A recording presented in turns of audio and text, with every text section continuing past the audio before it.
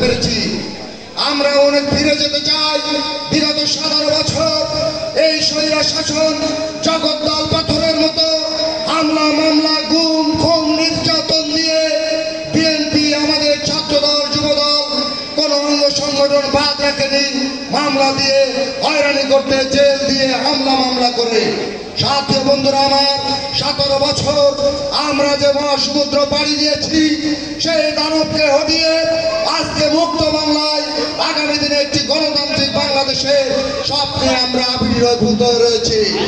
আমরা স্বপ্ন দেখছি আগামী দিনের বাংলাদেশ একটি গণতান্ত্রিক বাংলাদেশ।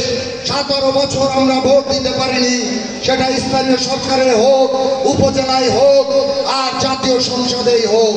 দিনের ভোট রাতে হয়েছে, বিনা ভোটে এমপি হয়েছে, আবার কখনো বা আমরা দেখেছি ঘোষিতভাবে এমপি হয়েছে।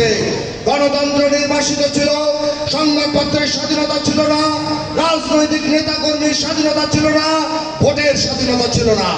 ইনশাআল্লাহ আগামী ফেব্রুয়ারিতে যে সদ্য ঘোষিত নির্বাচন কমিশনের রোডম্যাপ আমাদের নেতা তারেক রহমান বলেছে ফেব্রুয়ারিতে নির্বাচন হতে হবে, সেই মোতাবেক এই অন্তর্বর্তীকালীন সরকার যে প্রস্তুতি গ্রহণ করেছে আমরা 17 বছরের সেই ক্রান্তি নিয়ে আগামী দিনে নড়াইল 1 এবং 2 আসনে ধানের শীষের প্রার্থী হিসেবে আমাদের 2 কান্ডারিকে আমরা বিজয় ছিনিয়ে আনতে চাই। আমরা বিশ্বাস করি 17 বছর এই নড়াইল এবং 1-2 নির্বাচনী এলাকার জনগণ উন্নয়ন থেকে বঞ্চিত ছিল, তারা লুটপাটে ব্যস্ত ছিল। তারা বাংলাদেশে, সমগ্র বাংলাদেশ তাদের নিজস্ব সম্পত্তি বানিয়ে লক্ষ কোটি টাকা পাচার করেছে বাংলাদেশের জনগণের সেই কষ্টার্জিত টাকাকে। সংগ্রামী সাথী বন্ধুরা, আগামী দিনে যে জাতীয় নির্বাচন এটা অবশ্যই একটি চ্যালেঞ্জের নির্বাচন। আমরা বড় দল হিসেবে আমাদের অনেক দায়িত্ব রয়েছে।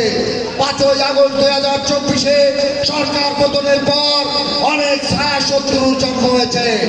আজকে বিগত দিনে আমরা আন্দোলন সংগ্রাম করে দানবকে হটিয়ে দিলেও বাংলাদেশের রাজনীতিতে অনেক চক্রান্ত, অনেক ষড়যন্ত্র চলছে।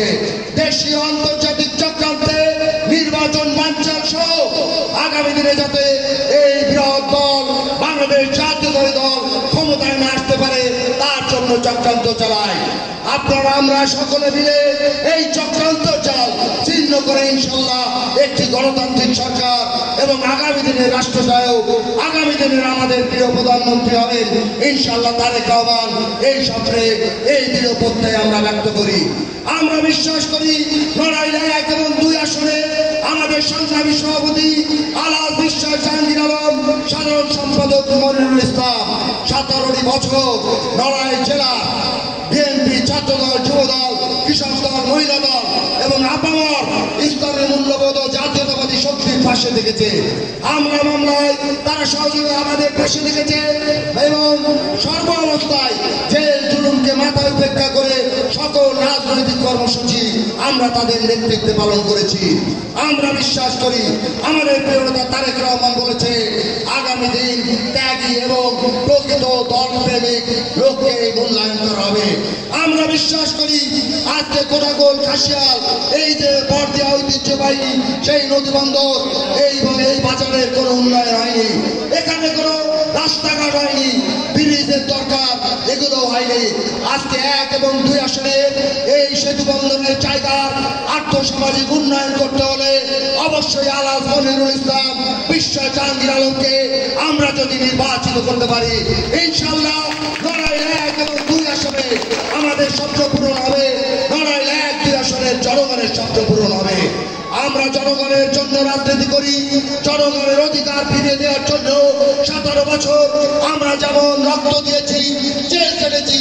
আমি বিশ্বাস করি আগামী জাতীয় নির্বাচনে আমরা পরিশ্রম করব, আমরা ঐক্যবদ্ধ থাকব। আজকের এই কোটাগোলের জনসভা থেকে আমরা শীর্ষের প্রতীকের প্রার্থী হিসেবে পেতে চাই।